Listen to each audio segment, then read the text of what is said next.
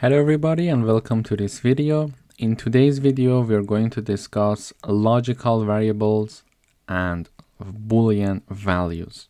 Okay, so true and false are the two boolean values in R that we have. So for example, in order to have a logical variable, we need to assign a boolean value to it.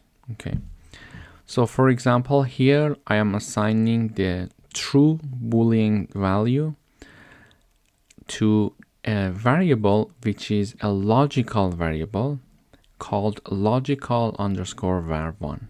Okay, we can have it to be x, for example, for the sake of simplicity. Let me revise this one also, this one y, and this one y. Okay, so the true boolean value is being assigned to a variable called x using the assignment operator. Also, the false value is being assigned to y variable, which is y logical variable, using the assignment operator.